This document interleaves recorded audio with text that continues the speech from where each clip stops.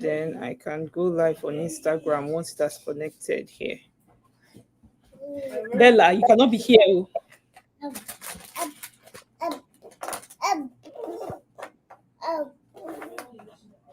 Can you, I can hear you. I can still hear you. Yes. can you see me? Yes, I can see you.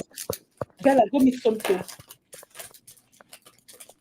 Hi, everyone. Good evening. We're a few minutes early because we were testing it out.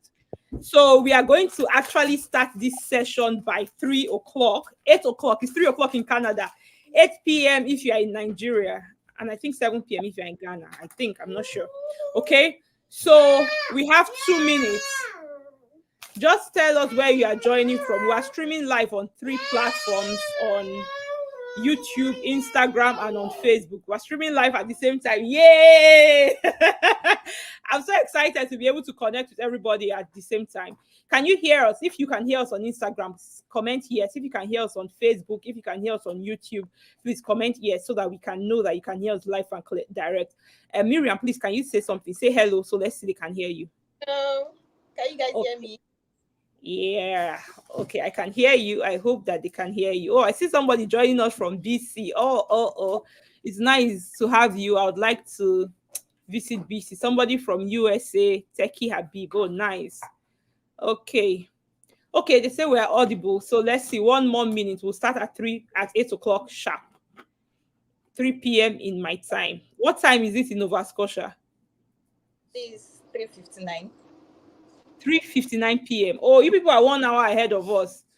Oh, good thing I gave you Nigerian time, because if I was going to give you Canadian time, I never would have considered the time difference. I would just assume that it's the same time. Then I live there. Oh, God. These children, I'll just assume that it's the same time. Okay. Good evening, everyone. Welcome to today's live session. Today's live session promises to be very educating. See, listen, let me tell you, you need to get your notepads before we start. So go and get your notepad so that you can take notes that you can refer to later on. You don't want to miss out on anything. And tell everybody that they should not distract you because you want to pay attention. Okay. Also, I would appreciate if you can share it, share it with your followers, share it on your platform that we are live. They should come and learn for free. Okay.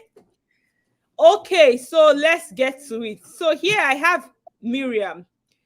Miriam today, Miriam went from having money for only an international passport to currently being in Nova Scotia. As I speak with you now, she's in Nova Scotia starting a graduate program at Dalhousie University. Is it pronounced Dalhousie or Dalhousie? I don't know. At Dalhousie University in Nova Scotia. So everybody, let's welcome Miriam. Thank you for coming here today to share your story with us, because I know that it's very inspiring and people are going to learn from your journey. Okay, so Miriam, just tell us about you. Tell us about your background and how did you get here. Okay, hello. So my name is Miriam. I graduated with the first class in computer science. I graduated 2021. So I met Zeno 2022 the following year. So yeah, that's pretty much. Okay, so how did you find me? Yeah, I found Zeno on Facebook. I was just scrolling through Facebook one day. I actually saw her ad. I was like, oh, this scholarship people again. I skipped it. Yes, I skipped it because Facebook has a way of bringing back algorithms. So it just basically works with your searches. So that period, I was always searching scholarship, and it was not working. So when I saw Zeno's ad, I can still remember the clothes she was wearing. She was wearing her white up and down suit, holding her Uniben certificate. So that was the ad that I actually saw. I skipped to the first time, but then it came up again the following day. I started to follow her on Instagram, and yeah, the rest is history. Okay, so why did you decide to pursue a master's degree or to come and study in Canada? I'm sure that there must have been opportunities for you to do your master's degree in Nigeria or something. If it was Oh all yeah, about just there were actually opportunities. So my school has this policy of retaining first class graduates. Like they can retain you and make you staff while you're schooling, you're furthering your studies under them. But no, I knew that Nigeria was not what I wanted. It did not have what I wanted because I mean we are. It just didn't have what I wanted. So I knew that there were bigger opportunities out there. I knew that there were global opportunities that I could get. Yes, that was restricted in Nigeria. And I knew I actually wanted to do solid research. And I knew that I could only get it in top countries. So, yeah. Okay, so first of all, let us establish how much you were able to secure in funding. How much did you secure in funding? Because when you sent me the thing, it was a long list. I'm like, wow. You even said that at the border, the immigration officer was in shock, like he shocked him. Okay, so my funding actually was repeatedly reviewed. So I got letter 3 times for my faculty. So for each step, it was always being reviewed and then increased. So, but at the end of the day, what I amassed was an amount of 24,373 Canadian dollars. So that was what I actually used. But that is not inclusive of my teaching assistantship because my teaching assistantship is also I'm also a teaching assistant under my supervisor and I'm also a marker under him. So these are two independent on-campus employments with different pays. Wow. And your supervisor also providing like books for you, buying you a new laptop. Yes. So he told me that he's going to cover the expense for my books, my supplies, and he'll also provide a laptop for me if I want to. Why won't I want to? I told him by all means, please. Okay, so I'd like to explain what fully funded scholarships means. So for her, tuition fees is around $12,000 per year, and by the time you deduct that, by the time you deduct the 12,000 from the 27,000, she still has $15,000 plus the TA money. So this is an additional. So this is an example of what you call a full scholarship because her scholarship covers everything that she needs. If she decides that, you know what, I don't want to take this TA anymore, that is if she makes that decision, which I know she would not, right? Of course, She will yeah. still be, yeah, she will still be able to live A decent comfortably as a student, yeah, have a decent life as a student in Canada without having to do any other job outside. So this is what you call a full scholarship. Even when I came to do my master's at the beginning, my scholarship, I would not call it full because it only covered my tuition fees. It didn't cover living expense. But in our case now, a scholarship covers both the tuition fees and her living expense.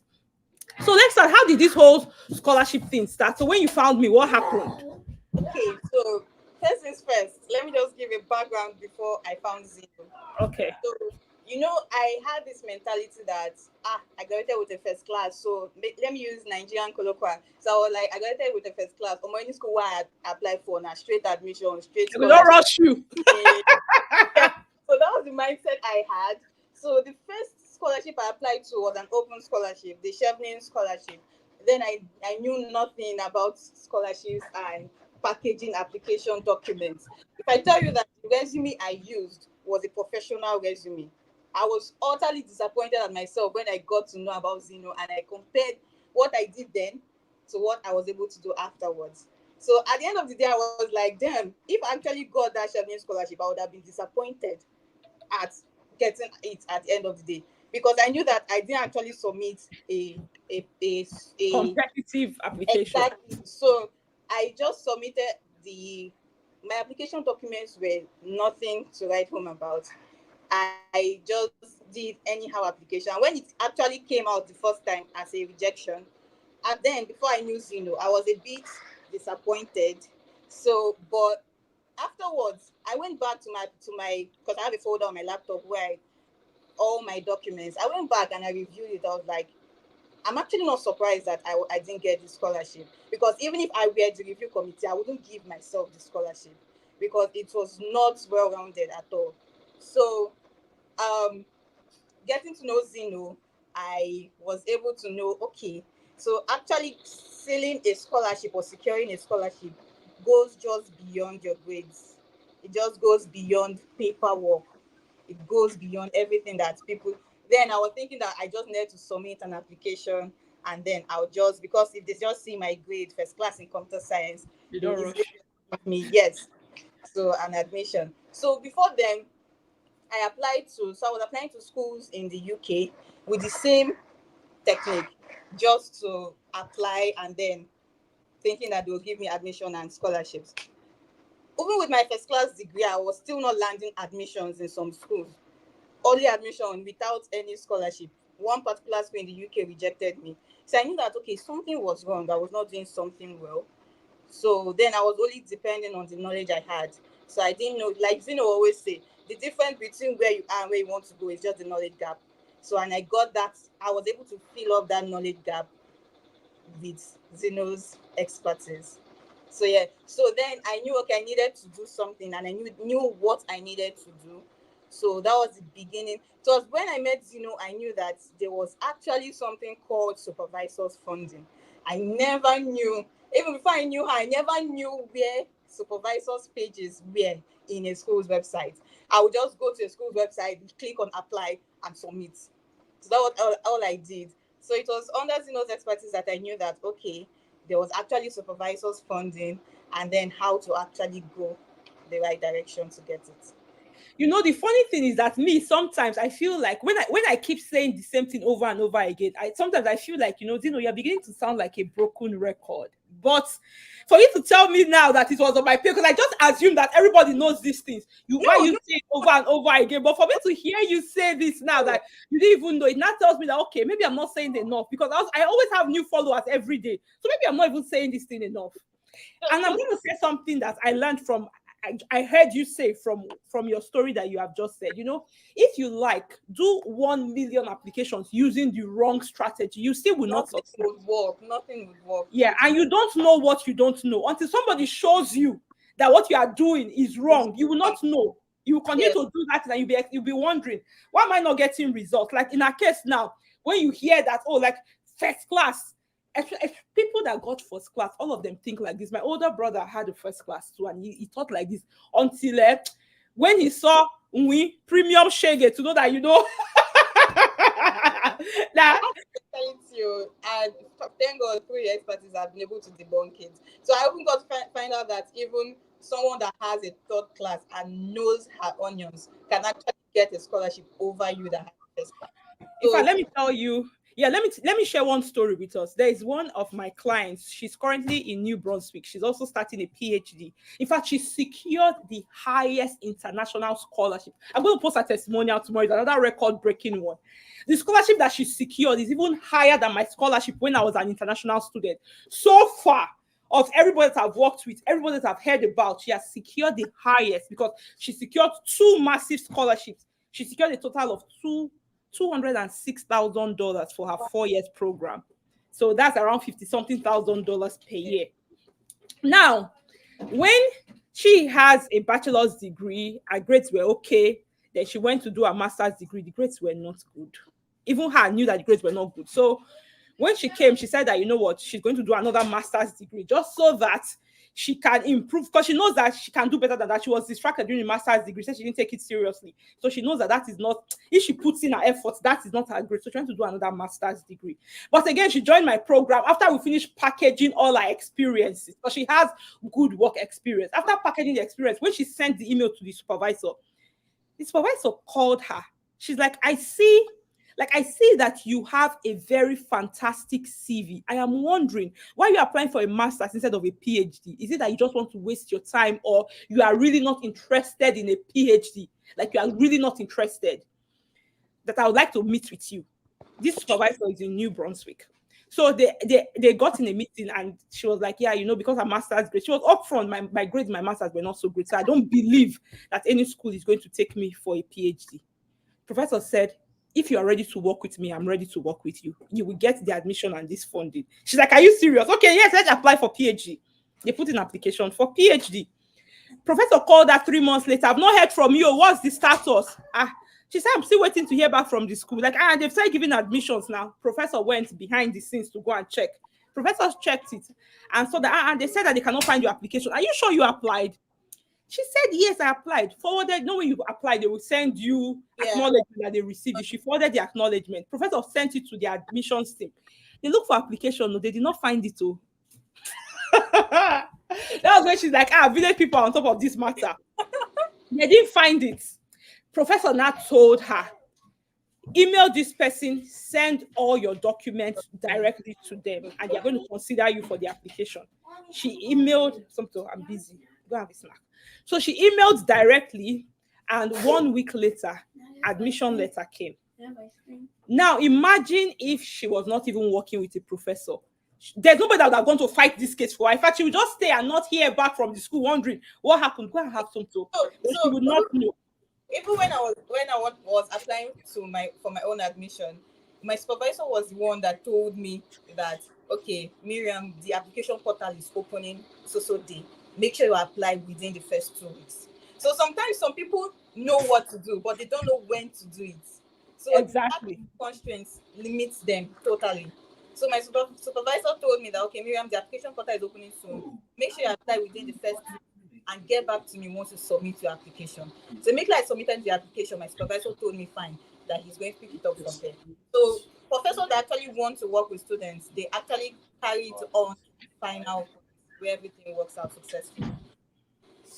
Okay, so it's important now. There's something else she has mentioned. A lot of people, they miss it. Timing is a very important factor. Some people will come and meet me when all scholarship opportunities, all the windows, the period has closed. They will say, oh, I want to apply for a scholarship and relocate in 2024. Even as I'm talking to you now, some people are still asking me if they can still apply for scholarship, secure scholarship, get admission to resume in September, which is in a few days.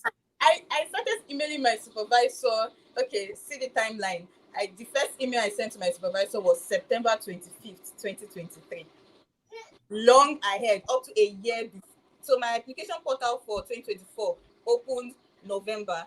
So that was November of that same year. So almost a year after was when, before the start of the program was when I started emailing supervisors. Exactly. So if you are going to email a supervisor, you need to get their consent before the application portal opens so that you can meet the window, because the application portal is only open for a certain period of time.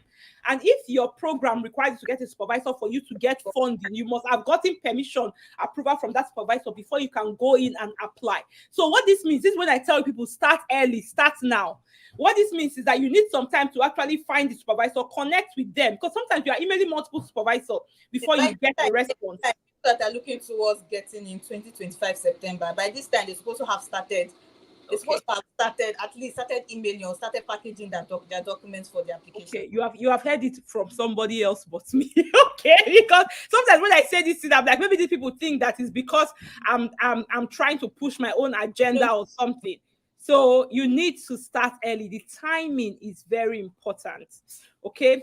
If you are joining us on Instagram and you have questions, we'll soon start taking questions. So put your questions in the comments. If you're joining us on YouTube and on Facebook, do the same thing. Please put your questions in the comments, okay? So I'm going to ask you another question. This journey to secure funding, we know that is not a straightforward one. Were there any challenges that you met along the way? Please share it with us so that people can understand what to expect. Okay, yes. So there were a lot of challenges. There were financial challenges because I was a fresh graduate. So the only money I was making then when I started all this was just my salary of 33,000. So I knew that, okay, I actually want to. So I started planning for 2024 from 2022.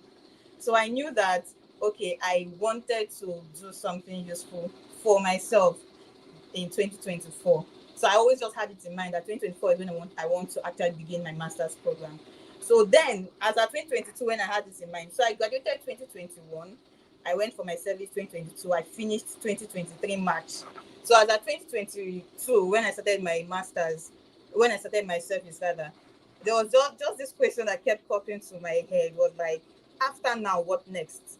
Do you want to carry your first class? Because just me, Nigeria, nobody sent your first class. So Yeah. yeah. So I was always worried. I was asking myself after my service, what next? Do I start job hunting?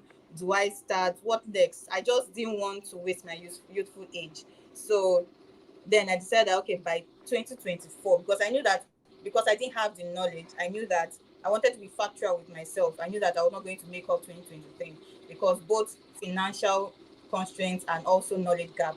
So I gave myself 2024. So then my major challenge was financial issues.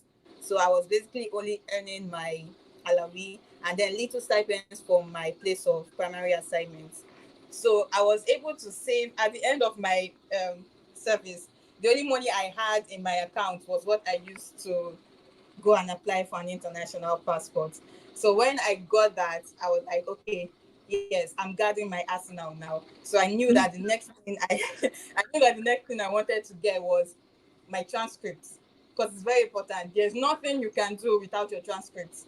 You have it. You need to have it because once you, if you start emailing professors, it's actually part of the thing because your transcript speaks about your grades.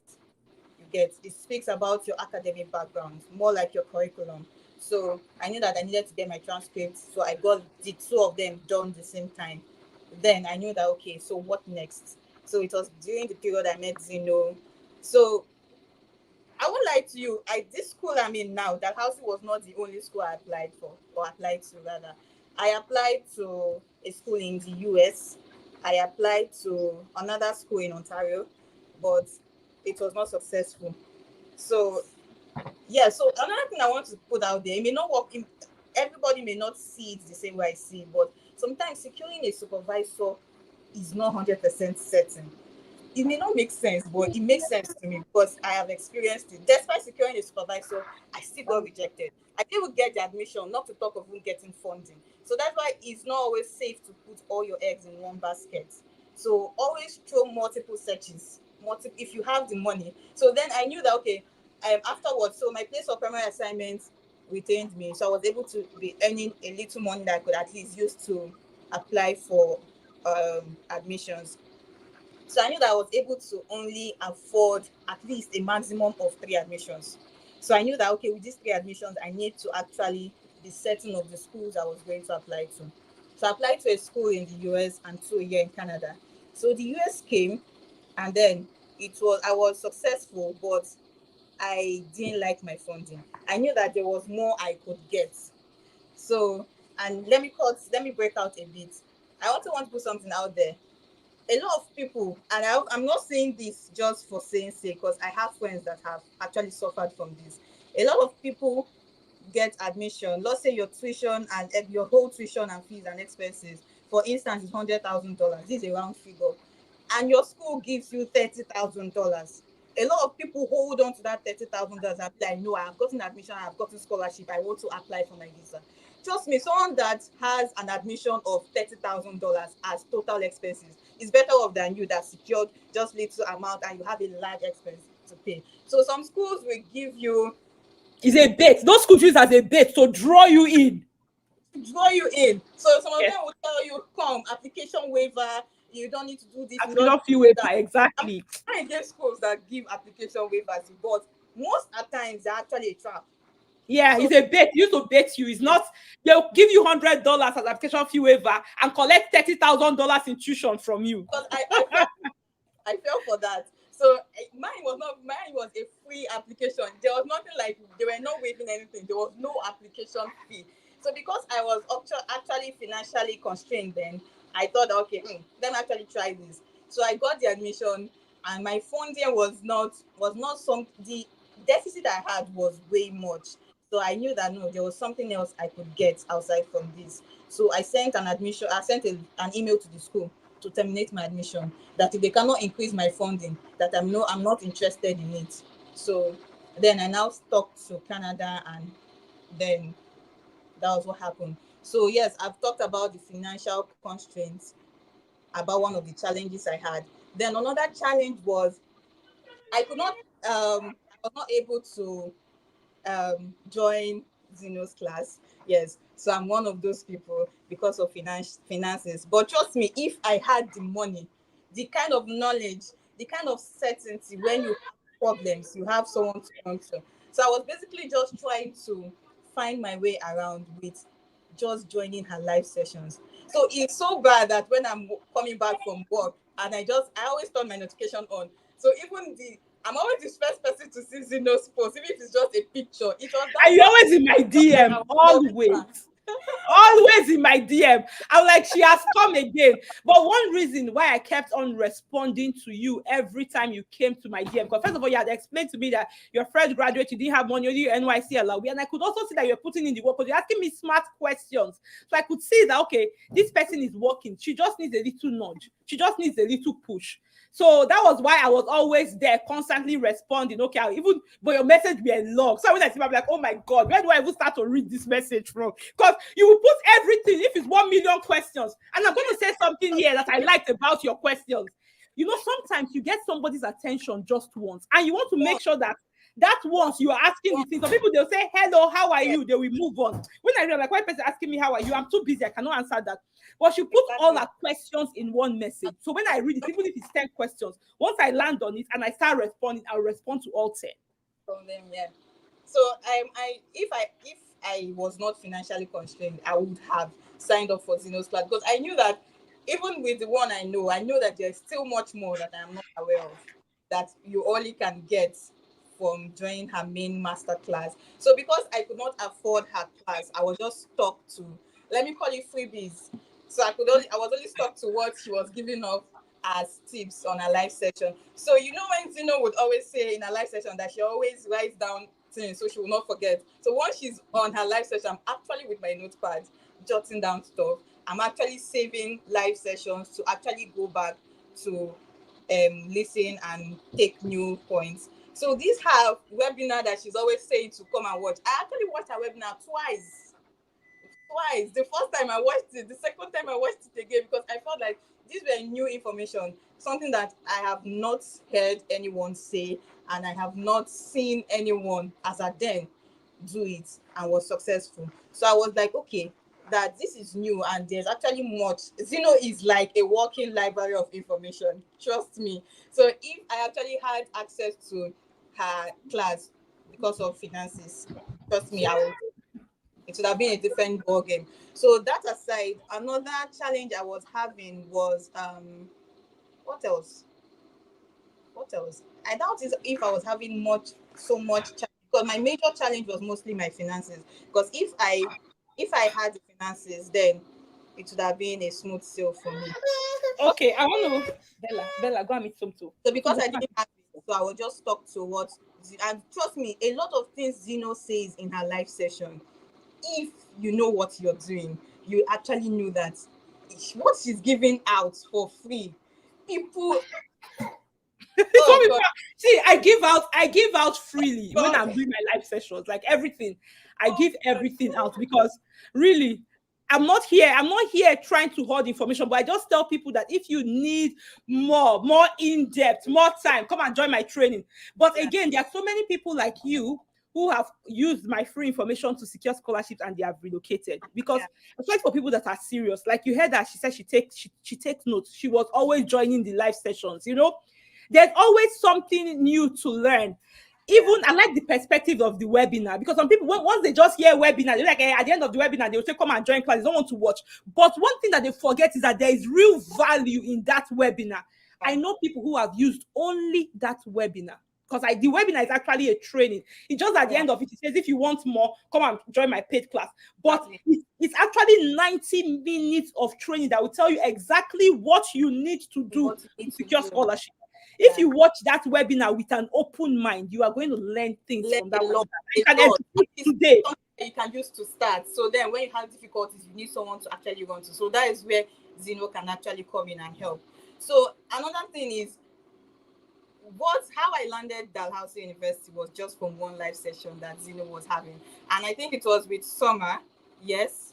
So I was at the live session that day. I was coming back from work, so I was exhausted. I was like, let me just join and listen to what is going on. Because I always love it when Zeno has a guest.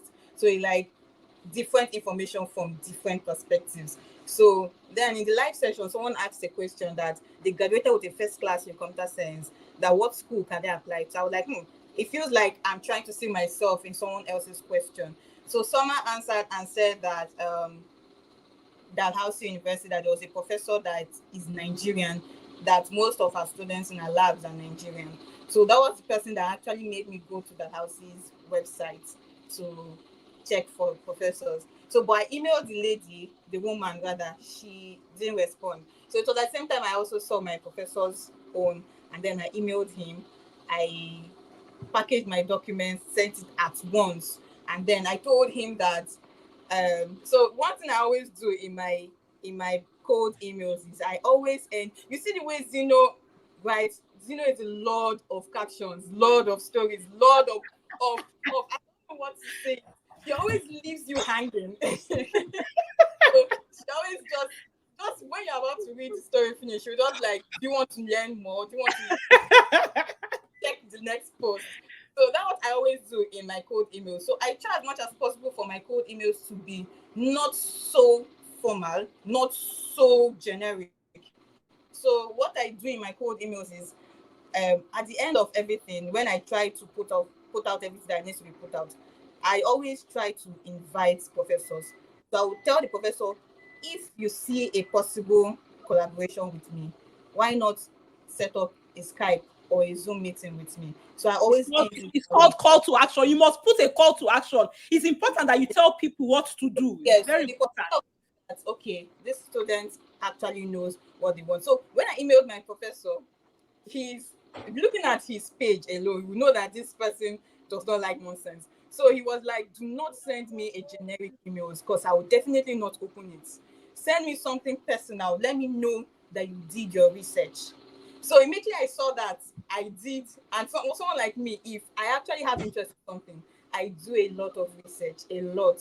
So before I emailed my professor, because of that thing he said, I knew that okay, I wanted to top his game. You said we should make it personal, so I wanted to show him that I could do personal if he wanted personal. So I went behind the scene and I searched up my professor. I searched up his academic background. I searched up the school he did his undergraduate, his master's, and his PhD. I even went as far as searching up his supervisor in his PhD. I Yeah, read, all this information you find it yes, online. yes, I read up his supervisor's articles. I read up his own articles, and then I sent him an email. So part of the email, I told him. So my professor was okay. When I first sent the first email, I told him that if you see a possible collaboration between you and I, said let's set up a meeting at your own convenience. I am always available, despite your schedule. So then he responded and told me that he sees a possible collaboration between him and I. That I should give him a little time, that he's rounding up some work in school, that he will schedule me for a meeting. So then the next, it was a month later, he sent me an invite. Then he was like, why do I want to work with him? Outside the books, outside the records, why do I want to work with him? So it was then I poured out everything. I told All the homework you have done was an opportunity for you to spill. yes, yes. So I told him that because some of these professors, I realized that some of them actually want students that they can actually, outside academics, students that they can actually flow with, have a good standing relationship with, not so much of a rigid student. So not just a student that just wants them just for what they can actually achieve, you get. So I told him that okay, that why I actually want to work with you was because I told him everything about his background. I told him about his supervisor, and I said I've read his supervisor's articles, and I feel that he is the right person for me to work with. The man was so surprised. I even went as far as telling him his hobbies because he put it on his website. But trust me, not a lot of people will read Yeah, we'll so pay deep attention to to that. find out Yeah. his hobbies. So I told him, okay, that we have a lot of similarities aside because some of his hobbies are also the hobbies that I also find interesting. So I told him, okay, aside academics, put the books aside, that you're actually someone that, and my supervisor is an athlete, a professional athlete. In one of these competitions, he represented Canada internationally. So I was like, aside the records, aside the books, you're actually someone that knows how to balance academic life with personal life. And I know that there's a lot that I can actually learn from you outside academics. So he was like, okay, okay. So it did end there. There were a lot of interviews, a lot of meetings, follow up, Conversation. everything. But so one thing I want to put out there too is that nothing good comes easy. So a lot of people are always discouraged even before they start. So, but at the end of the day, it paid off well. It paid off very well. I can say at least I landed a very good supervisor. Even when I was coming to Canada, he sent me an email wishing me safe flight. I didn't even know that he even remembered. Oh, I didn't know he you remembered the invested. day. Because when I got my visa, I I sent him. So my supervisor is a very informal person. Let me put it that way. He told us, specifically his student, that we should not refer him to professor. We should call him by his first name. First name, That, yeah. that he does not like so much formality, and he's a playful person. He said he loves his lab being friendly and jovial. So when I got my visa, I told him that I've secured my visa. My supervisor sent me, OMG. your, your, your excitement is contagious. I am so happy for you. So they told him that, okay, I will be in Canada to so date. I didn't know he actually saved it in his calendar. So the day I was supposed to fly, he sent me an email wishing me a safe flight and hoping to see me soon in person. So everything actually worked out well. Everything worked out well. Oh, like I'm really happy to hear this story. And you know, another thing that I would like to, I want to add a few things based on because I was taking notes. You know me now, I was typing on my phone. I take notes. So another thing I would like to say a few things. First of all, when she talked about learning about his hobbies and they have similar hobbies, even if your hobbies are different, go and learn one or two things that you can speak about. Go and learn. Yeah, even if you like to play basketball and you're not a basketballer, learn one. It just shows people that you are interested in them. Learn one or two, you know, so that when you are having a conversation, you can say, "Oh, yeah." When you throw the hoop, say something. My next, like to play basketball. Just yeah. Like there was one professor I messaged or I opened his page. He loves drawing. He loves it a lot. So he actually puts his sketches on his page. So when I emailed him, I told him that at the end of the whole professional email, I told him, P.S. You actually make good drawings. He responded and laughed. Exactly. You see, there are some things that catch, sometimes maybe not so researchy. Some additional things catch people's interest. And even if they are not going to fund you or they don't have the funding at that time, they will reply you. Yes. Yeah. He responded and laughed. So sometimes just learn something. Yeah, learn something. Really want. Yeah, aside from the website on the university, look for some of them have personal websites. They have social media, Twitter. You will find them there. LinkedIn. Whoa. Yeah, look at what they are up to. What are they doing? Just so that you can be able to hold a conversation. Nobody wants to just talk to you. All you're talking about is that I want to go and do masters because these are interviews and they are mostly informal. They want to see people like to see, and not only professors. People want to work with people that they can have a good working relationship with, and it goes beyond you being able to do the work. What's your attitude? Are you somebody that they can talk to? Do you have these soft skills? Are you a people person? Do you have interpersonal relationship skills? These are things that they are looking at. So, and the way to get all this is just find out one or two about the person, read about it, so you can hold a decent conversation. And that thing that I heard you say is that by the time you decided that you went to study abroad, you were only earning your NYC, which was $33,000. Naira, sorry, 33,000 naira. Sorry. Today's exchange rate, 3,000 naira is less than $30 even. So for somebody that was earning only 33,000 naira, your dreams were big. In fact, your dream was a giant. How did you see yourself abroad? When you look at your bank account, you are seeing only 33,000. What gave you that boldness that abroad is for you? So the first thing, and I always tell it to people, mind your community, mind the people you actually share information with, mind people you actually tell your dreams to. Some people give people advice based on their own negative experience. So some people can tell you, no, even try them. This is the way they do. I know precisely way do them. So if you're someone that is not strong-willed, coupled with the fact that you don't get the money, you get some people will tell that I never chop finish now to come they spend the money. So if you have that mindset, if you're not strong-willed and you actually you find yourself in the midst of people that are not thinking the same way you're supposed to think, you find that you get discouraged a lot. So the first thing I did actually was to build community. So let me just put it out there. There was a time that Zeno made a live session with Hakim. I don't know if people actually remember. Wow, you really follow me. Hakim. Oh my god. I'm stalking you. It was that bad. So Zeno did a live session with Hakim. Hakim talked about his experience. Hakim is Ghanaian, and now he's actually in university in I've forgotten the province. I think Montreal. Is in Montreal.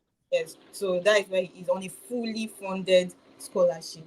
So I saw Hakim, and I just like being around like minds. So I messaged Hakim afterwards. I told him that I went into his DM kindly. I think that I would understand if he does not want to respond to me, but however, I would really appreciate if he can. So I shared my experience. So I'm like Zeno said, I always put out all information at once. So that is my own way of just entering into someone's DM just like that. So I put it out there. I understand if he does not want to respond because I am actually barging into his DM unannounced, but that this is what is going on. So Hakim was kind enough to tell me, okay, that this is what you should do, this is how you should do it. So from there, he noticed that I kept coming back to him for corrections, and he noticed that okay, this person actually has interest in this. So Hakim went as far as even giving me his personal contact and told me that I can message him anytime, that he's not always active on this platform. I can message him anytime. So Hakim at that point became my best friend. I was always messaging. So then that was my I started building community. I started making friends, online friends. Sometimes you don't need to be with someone physically for you to connect with them. So I started making friends, community online, people that had dreams with me. So we all started the journey together. So despite my shortcomings financially, I knew that okay, my dreams were valid. Everybody's permitted to dream, but how to achieve the dream depends on your own input. So it takes nothing to dream, but it takes a lot to achieve it. And for you to achieve it, you need to put in the work. Like they say, nothing good comes easy. At least I'm a living experience. If sometimes when I look back, because when I started with my supervisor is a very active person. He's a very active person. So when he accepted me, he told me, "Hey Miriam, let's apply for this scholarship that this my school is offering." So the name of the scholarship is Killam Scholarship. Killam is Yeah. highly competitive. It's purely research. So it's a research-based scholarship. It's only limited to research students. So we started the process. So the scholarship has two levels. You have to scale through department level and the university level. So my supervisor and I started the whole process. I needed to draft a research proposal. He kept bombarding me with PhD articles of what he was bombarding me with. So imagine if it's someone that actually didn't want to put in the work, you would actually make the supervisor kind of disappointed that I thought that you could do this. So we've not even started the main work and you're already giving up. So I kept on at the end of the day, go and because it's scale through the department level, university level. But my supervisor was actually impressed. He just wanted to use that as a test to actually see like, how far I can actually go. So at the end of the day, he told me that Miriam, he wants to give me a compliment. That he actually sees that how I was when he started with me has greatly improved. How I am now has greatly improved from how I was when he started with me. So he commended everything, commended my writing skills, my the way I pay attention to details and everything. So yes, so back to what I was saying, I built my community with Hakim, and then from there, I always just had people that I could actually just meet if I had and if I got stuck in any point. So yes, You that see, is it. you see why I tell you people that nobody can apply for scholarship for you. I say this thing, and I Nobody. say it here because a lot of people think that you just be like, yeah, First of all, I try. Some people try to throw money at me. They'll be like, yeah, I'll pay you. Go apply for the scholarship. First of all, I have a full time job. My partner has a full time job. If it is for money, we don't need money. So I do this thing because I want to help people, but in the process, I get paid for my time because my time is very valuable and I want people to take me seriously. But so that some people come and throw money at me to say, you know what, yeah, take money, go and do the application for me. I just tell them, you know what, you have the money, give it to the school. Schools like school fees. Go and pay school fees. If you have the money to pay somebody to apply for scholarship for you, nobody can do it for you. Go and pay school fees. I don't know. It looks like we have lost her. Please, Miriam, try to join us back, okay? Go and pay school fees. So nobody, you have heard a story, nobody can do this application for you. You have to do it yourself. Like there's no two ways about it. Now you have seen her working with her supervisor and they will continue to work together for the next 2 years. So nobody can do it for you. Now there's another thing that she said. She said that she started her journey in 2022 against 2024 application. So she was looking to relocate. Her plan was to relocate in 2024, but she started working towards it in 2022. Now, what I want to let us know is that this is not a process to be rushed. You want to secure scholarship, you don't rush the process. You cannot come in July to say, I want to secure scholarship and relocate in September. It doesn't work like that. It takes work. And you learn in the process. You package your application documents, contact supervisors, do applications. There is waiting time, It takes work, it takes effort. So it is not something that can be rushed. She planned for 2 years. 2 years is what she said. 2022 to relocate in 2024. She planned for 2 years. So you know what? You just wake up today and say, you know what? You want to begin to rush the process. It doesn't work like that. It is a journey. It is a process. You have to embrace the journey, embrace the work, embrace everything that you embrace, sacrifices you need to make so that you can enjoy the reward when it comes. You want the reward, there must be hard work that you put in place for you to get that reward.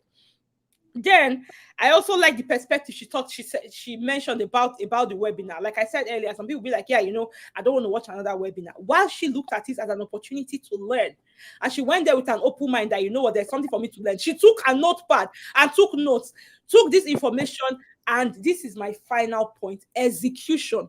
Now, many of you are listening to us talk about this. Some of you will take notes, you will not act on those notes. You are not better than the person that did not attend this live session today. You must execute. When you learn, you will go and take action. The only way to get results is action. You learn something today, go and take action. Now you have you want to do graduate school, you want to get funded. Now that we've spoken with Miriam, you now know that Dalhousie University has funding opportunities. If I were you, I will quickly go to Dalhousie University and look at all their faculties, look at the programs that they have. Yeah, look at the Yeah, I can hear you. Okay, yes. Sorry. You still have to still package very good because Dalhousie exactly. is very competitive. I don't know if you guys have heard of U15. So U15 is a group of 15 top universities in the whole of Canada that are extensive in their research. So you need to actually package a well-rounded document, application package for you to actually scale through. Yeah. And so these are the things that you need to do it. Like there's no two ways around it. Don't expect that scholarship is going to fall on your lap. This morning I received a message from somebody after I posted the testimonial of the family of 9. This is the biggest visa application we have gotten so far. Before, when we even did 6, I was very proud that we've done 6. 9, God. We broke the glass ceiling. Like I've not heard that anybody did this before. One time, I beg, I'm proud of myself. So, and after I posted that testimonial, somebody came and commented on my post and said that I don't allow her to deceive you, she's lying. And I'm like, so I have auto responses on my DM. There are some things that would trigger some sort of responses. If you comment certain things, it will trigger and it will send you a message. I have done some auto responses like that. I sent her. So when she commented that thing, I was curious. I actually went to her DM to go and message her after she said that in my comments. And I'm sharing this thing publicly here because I don't have anything to hide, So I went there and I messaged her and I'm like, what's the problem? I see that me and her have not had any interaction before. But her comment triggered my auto response and I had sent her the link to my webinar. She's like, you and who? So I told her, yeah, sorry you received this link. It's because of your comment. It triggered my auto response. Now, what is your problem? Why did you make this comment on my page? She's like, yeah, I should just that the courses that will affect me in this life, I've not even started. That because I gave her sister only vague training. I made her sister pay and I only gave her vague trainings. So I'm like, I don't understand. I've not worked with you. I don't know you. Who are you? Like, who are you? She's like, yeah, her sister attended my training and she got nothing out of it. That I should continue to tell people that courses are waiting me. And I told her, first of all, I'm a child of God. You can curse all you want, but you cannot curse God's child. As you are seeing me, I'm God's princess. You cannot curse me. You can say anything you want, so you are talking to yourself. Then secondly, who is your sister? I told her some people, they are fighting their helpers. If you feel like your sister did not get value like you are claiming, why not talk to me? Let us crash it out. Let me see what additional support does she need. Show me what your sister, when people come and tell me, I say, show me what you have done. What has your sister done? Show me exactly what she has done. Because some people, they attend, they think it's magic. I'm not a magician. So She was like, I should go away, that they don't need my help anymore. Besides, her sister has passed. So the sister died. So I'm like, oh my God, I am so sorry. Please accept my condolences. Now I can understand where hot dog. Someone give her hot dog. That now I can understand why you feel so upset, because I understand the pain that you're feeling. But no, she did not end there. She went on and on and on and on and on. I let her to rant. I'm like, you know what? I'm wishing you love and light, and I wish you peace, but I'm glad that you don't need my help anymore. Now, why am I sharing this story? I always say it on my page that, if you know you're not ready to do the work, avoid me. I don't like, as I'm here, like I told you, I have a full-time job. I don't like problem. In addition to this business I run online, I have a full-time job. I don't like problem. I don't want stress. So I always tell people, if you're not ready to do the work, don't come to me. Now you have heard it from somebody who has narrated the work that she did. This person has secured $206,000 in scholarship. She emailed 35 supervisors. When she was at 35, she came to meet me to tell me that I mean, supervisors don't have to email for me to get a response. Now I'm tired. I told her, when you get to 100, come back to me. In fact, when she was saying, she was thinking that, which position will I take to swear for this person? I can see them to email 100 supervisors. The 36th email is a supervisor. Wow. Number 36. Imagine if she had given up. Exactly. She had given up at 35. She will not be in Canada today breaking records. So now you must be ready to do the work. There's no my masterclass is not magical. I will teach you, I will train you, show you how to package, but it's not magic. In fact, from hearing Miriam even talk today, I feel like applying for scholarship, because I'm like, this is so sweet. Let me go and do it too, but it's too late. Okay. I'm going to take a few questions. If you have questions, you can ask us your questions in the comments. I have to be out of here by 9 p.m. your time. So I'm going to take a few questions from you guys now, and Miriam can answer. So if you have questions, please put your questions in the comments. I see some people just making comments. I've not seen any questions. So if you have questions for Miriam or for myself, put your questions in the comments, and we're going to be happy to take your questions today. We have a few more minutes here. Okay. So while we're waiting for them, Miriam, do you have any advice for these people that are listening to us today? The only advice I can actually give is to just put in the work. Nothing good comes easy, and sometimes it may take time. It may tally. Like I joined Zeno's live session with Mercy when she landed the US. So you can see that as at the first time she even wanted to go, I think that was 2023 or so, or 2022. Next was not so successful.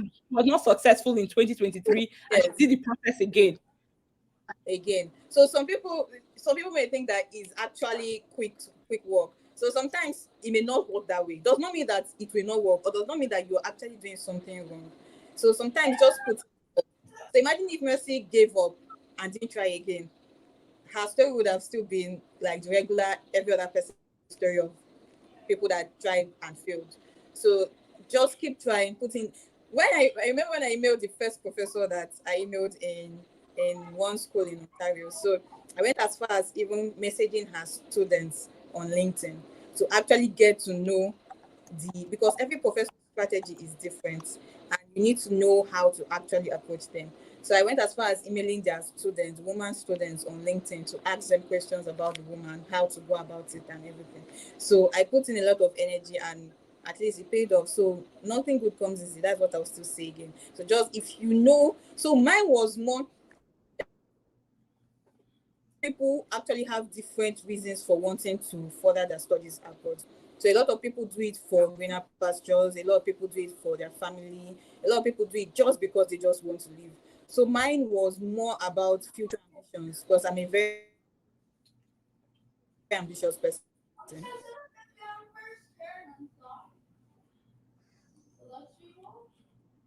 Okay, this is what I want, and this is how I needed to get it done. So at every time when I felt like giving up, I'll just remind myself the reason I started. So mine was not, in as much as greener pasture is okay, and stability. So mine was about doing what I wanted for myself. So for the first time, I wanted to do something for myself by myself. So today where I am was not from Nobody gave me money. Nowadays, nobody will give you money now to go. Do you know how much is exchange rates now in Nigeria? To even change money to dollars, most people don't spend. So a lot of people. So when I came to Canada, so I posted a picture of my status, and a lot of people were like, "How come? How come? How did it happen? How did Please it send me that picture. Let me post on my Instagram. How did it happen?" How did it happen? So someone said share update to a beg men and not leave for them. The update you need to know is actually study, and trust me, in as much as study is expensive, there are a lot of, at least study. I think study is the only way you can actually immigrate to another country in a faster way. A lot of Without having money in your own bank account. Yes. So imagine if there are a lot of people that waiting for work permit and stuff. It's possible, but time you're waiting for a work permit, someone that has already gotten, see, mine just took me a year. So from 2022, I planned that 2024 was when I was going to leave. I started putting in the work. 2023 September or August was when I started putting in the work. And here I am. Today is what, 28th of August. Barely a year after emailing my supervisor. I'm already in Canada. So such a quick, and I didn't spend, the only money I spent was just my flight tickets to come here. If my school had even seen a way they would give me money for my flight ticket, I'm sure they would have given me. So study is actually a quick way, and it's very reliable. So, and there are a lot of opportunities for you. A lot. So my Okay. own. Okay, you have a question. No, I was going to start reading the questions. So we have some questions here. We're just going to take them quickly. Okay. Okay, so somebody is saying that we've answered this question before. For September intake, when is the best time to start reaching out to supervisors? Now is the best time. And what is the cost of your training? Because my wife is interested. Please go and watch my webinar. First of all, my training is not for everybody. So in the webinar, Della, be quiet. I'm talking. The webinar is going to first of all qualify people, then it's going to explain to you how the scholarship application process works, so that if you know that this is not something that you are ready for, you will not even bother. And to also explain to you what you will get in the coaching and mentorship session. So I like to tell people to know, you need to know what you are getting into. Go and watch it first.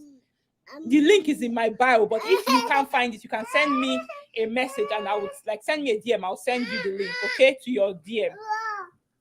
Then somebody says, I wanted to know how to reach out to a supervisor. Where will I find them? You find them in the website of the university. That's where you find them. Go to the department and check for faculty members. Go there, you will find them. It's also listed there, their research areas, what they are working on, their email address, their phone number, the location of their office. All that information is online.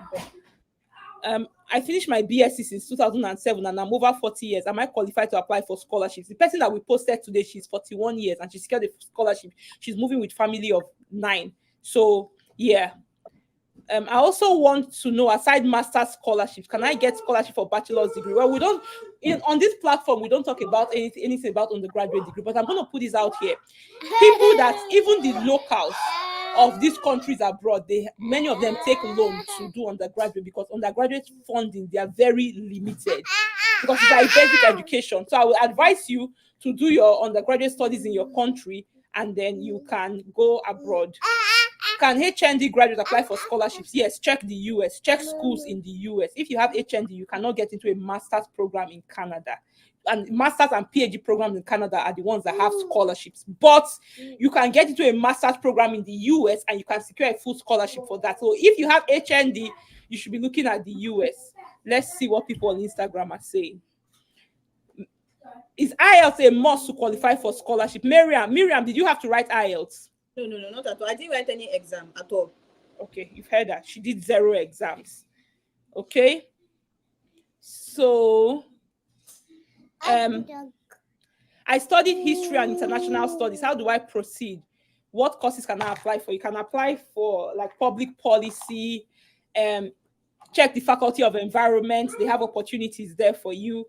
You can apply for other art related courses. So if you check, I tell people also, check the website of the schools that you are applying to. Look at their courses and look at what is the required background for this course. Sometimes you find some courses that you have never even heard their name, but when you check it, you will see what's this course about, what background do they need. Go in the way. You need to do personal, and I tell you, personal research is a skill that you must learn if you want to succeed in this scholarship and relocation journey. Please, do you talk about scholarships alone? What about if I have a sponsor for my fees? All I need is to apply from making my research to school, but need more guidance. You can send me a message. Let me see. Do you people have questions for?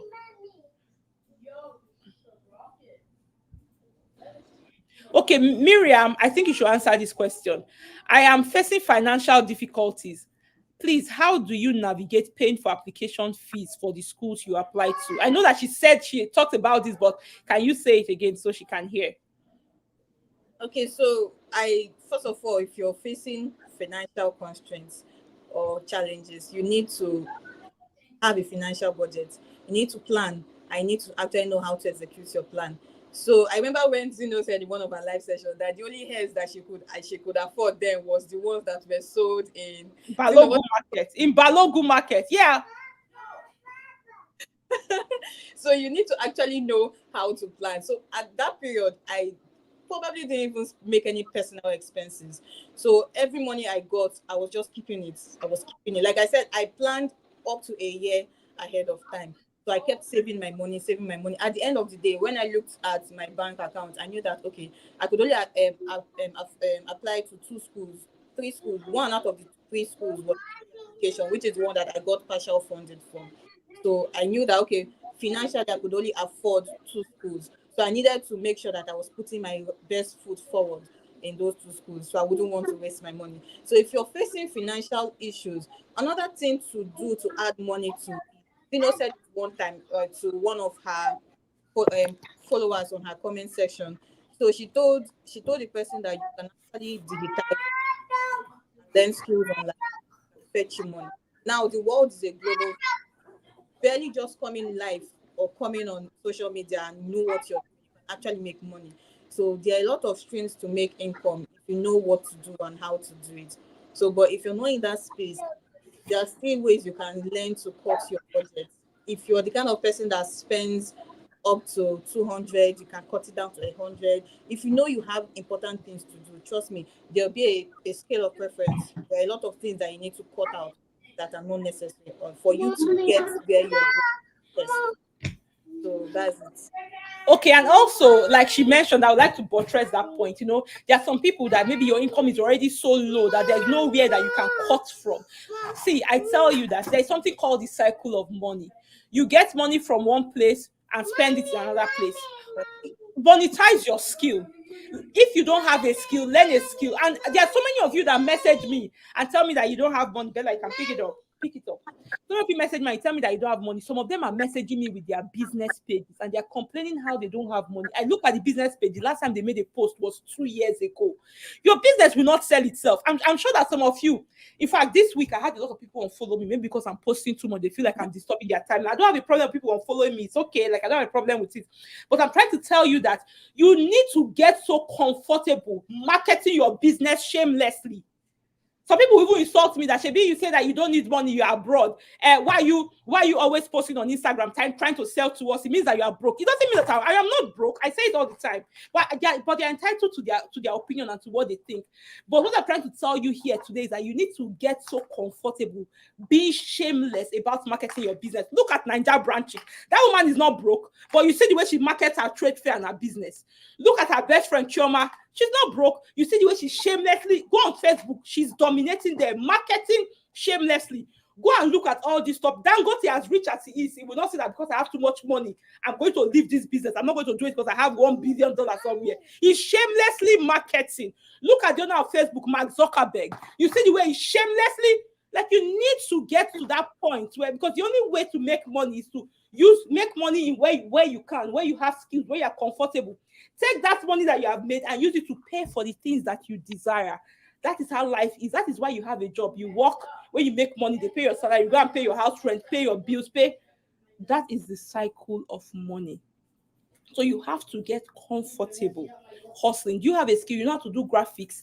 When you message somebody, in fact, the guy that works for me as my video editor, he's currently in Austria. But when he came to meet me to start working for me in, was it around 2020 or 2021, he messaged me and he's like, I see that you don't post a lot of videos. You know, I'm a video editor. I can do this for you. And I can do it for free on volunteer basis. And I'm like, show me a few videos that you have edited. He had already, this person had actually, he did not send me one of his old customers' video. No. Before he came to me to have that conversation, he had actually downloaded one of my videos from the internet. He had edited that video. So by the time I asked him, show me, he sent me my video. Tell me how I will not hire that person. It was my own video he sent me. I edited it. I compared it to the ones I did myself. I'm like, okay, there's value in this person. He's like, no, don't worry, don't pay me. I want to volunteer. I said, no, I don't take people's skills for free. I'm going to pay you. And that's how we started working together. As I speak with you now, he is in Austria studying. He has moved and he's still working with me. So again, you need to also market your skills. Without, nobody will do it for you. Nobody is coming to save you. I keep saying that relocation is not a life need. It's not a need that you need to survive in life. So nobody will carry their hard-earned money and give it to you and say, take this money and go and relocate. Maybe except they are your parents. But it's not anything that anybody will do for you. So we need to be wise and start acting wisely here. Okay? So another example is that as Miriam has secured full funding, and she not say, you know what, my scholarship money is enough. I don't need more money, so I will abandon the TA.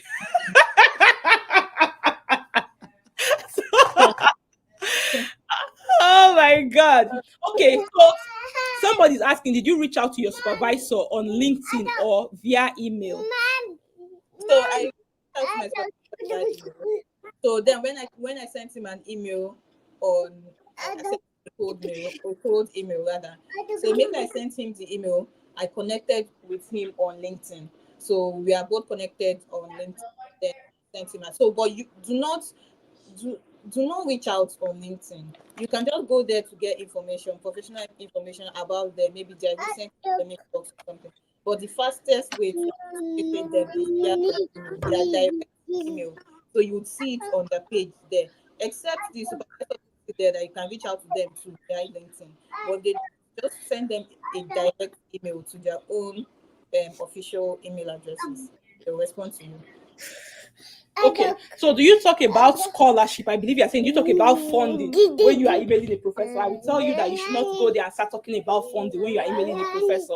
Imagine that somebody just sent you an email. You don't know the person from anywhere, because that's what it means to send somebody a cold email. Cold email means that you are emailing somebody that you don't know. No. So you don't know the person from anywhere, then you just go and start asking the person for money. They will not even look at your email twice. But supervisors already know that you want funding from them. They know. When they accept you, they are going to fund you. So you don't need to start mentioning funding. Some of them even come out to tell you that they can accept you, but however, they do not have funding. So they already know, they will tell you. So another thing I forgot to say, thank God I remembered now, is sometimes so when my supervisor accepted me, he asked me a question that would I accept an admission without funding? So straight up, I told him no. A lot of people, so I have a friend, she asked me that part of when she was applying for her program, that the question that was part of the questionnaires was, would you accept, do you need funding for you to take up this program with us? So she was skeptical. She thought that if she says yes, that it may actually, her admission may be terminated. That what is your major? You actually need this admission with us, please. So she said that she actually wants funding. I said, if you actually want funding, why are you scared to actually put no admission without funding? No school. So they're only asking that so that they can know how many students.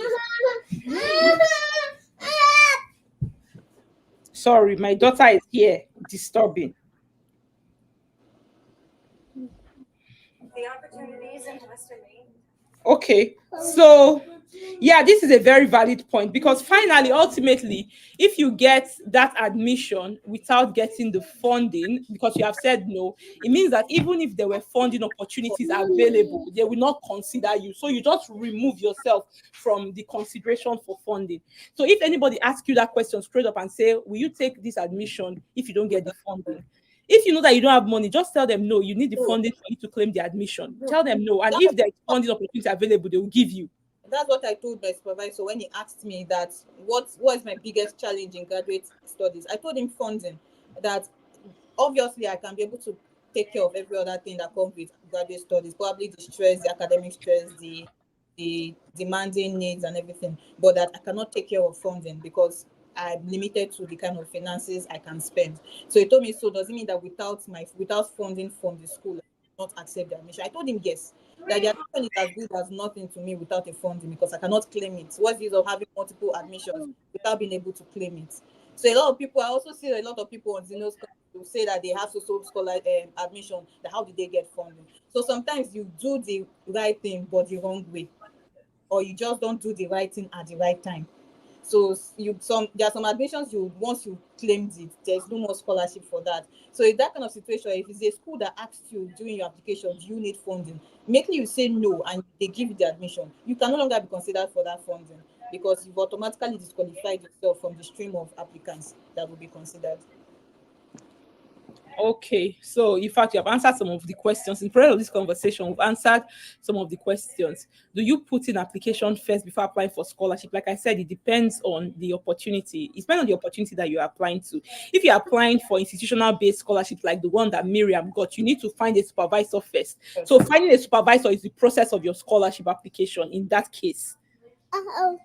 But in some other programs or some other schools, they'll tell you to get admission. This is very common in the US. Get admission first. Your admission will come with the funding, or after you get the admission, you are considered for funding, or you can apply for GA or TA after you get the admission. So again, it depends. This is why it's important for you to understand the process. If you understand how it works, then you understand how to navigate the different scenarios. So it's very important that you understand what you are doing so that you can do it very well. Okay.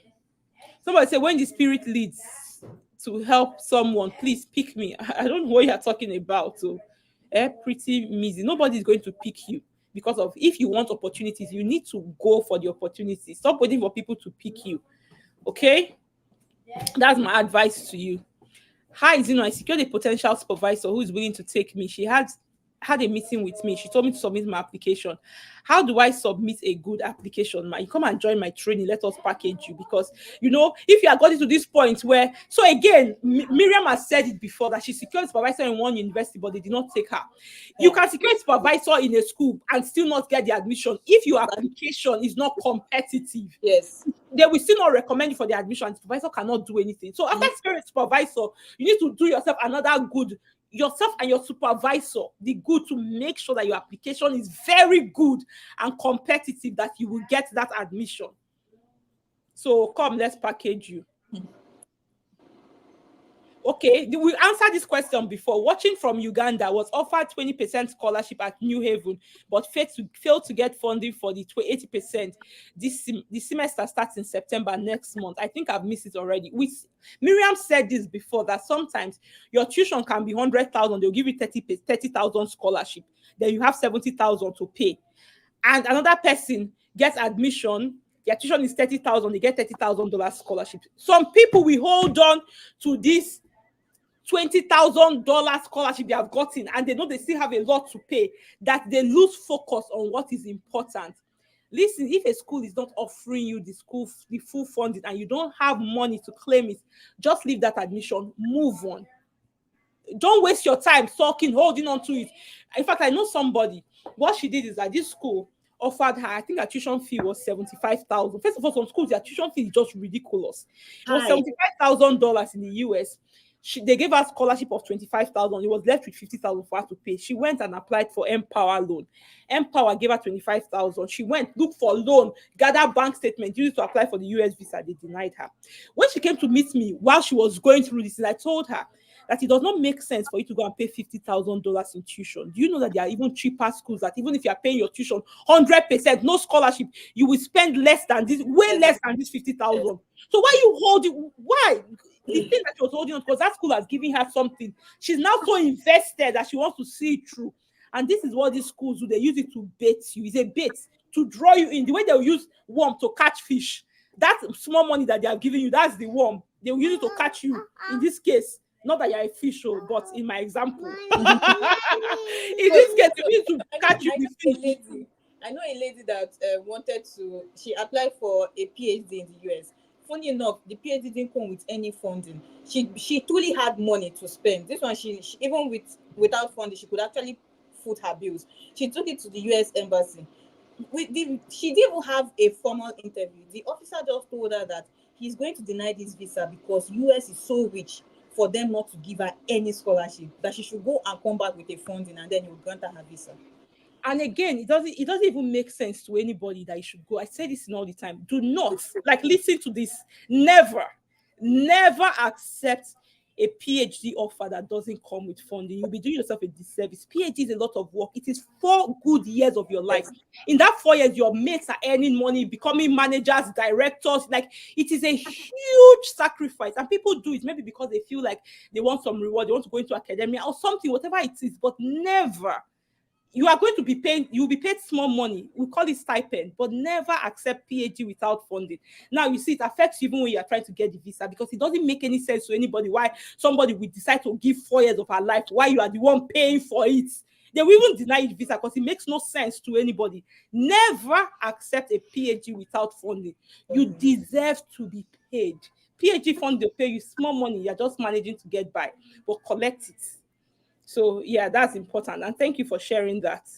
Okay, I have to leave. I have to go somewhere. Let's take two more questions. I'll take one from Instagram and one from Facebook. Let me answer this one.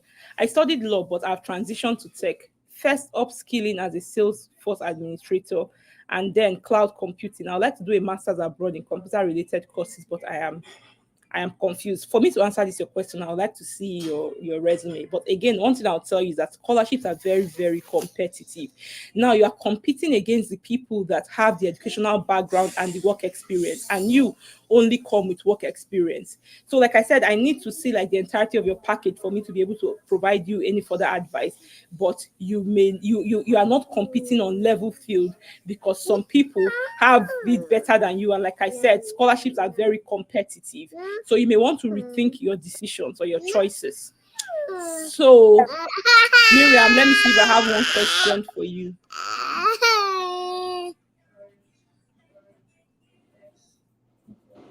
Okay, let's check on them.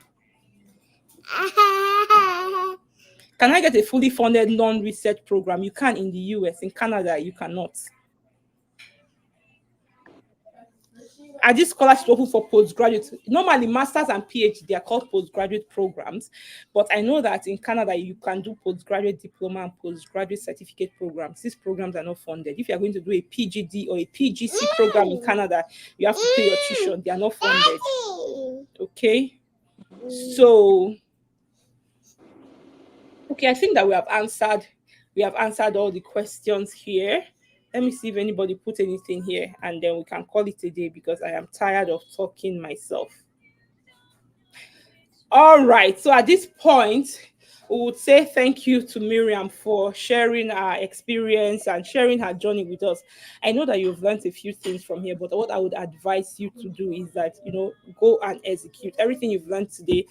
Go and execute. If you need clarity, like there's some questions that some people are asking me that I feel like, whatever we answer you here will not even help you. Sometimes you need more than just asking questions. You need support, because even if I answer this question, you're like people asking me, how do I find opportunity? I can do a tutorial here, but it still would not help you because I can see that you need more. So I would tell you that, come and sign up for the coaching program. If you don't have money, I have live sessions in the past. We've done one here.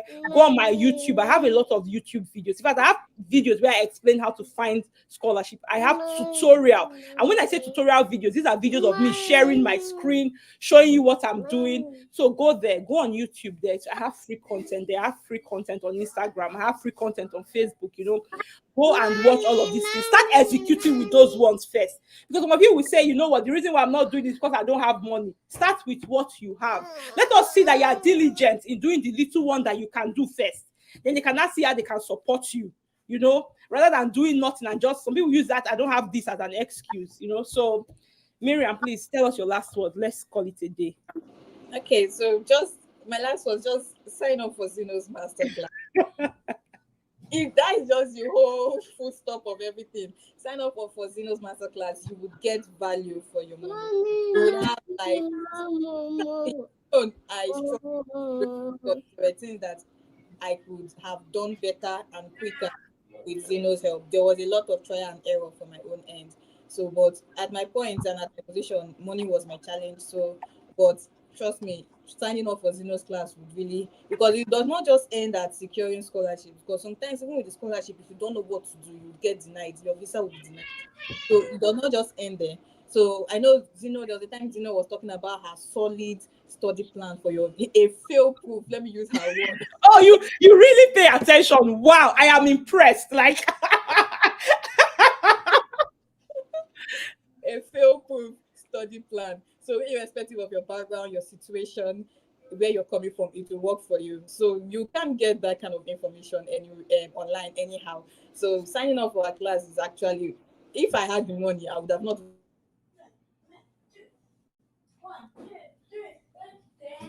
Oh my God. Okay, looks like we have lost Miriam again.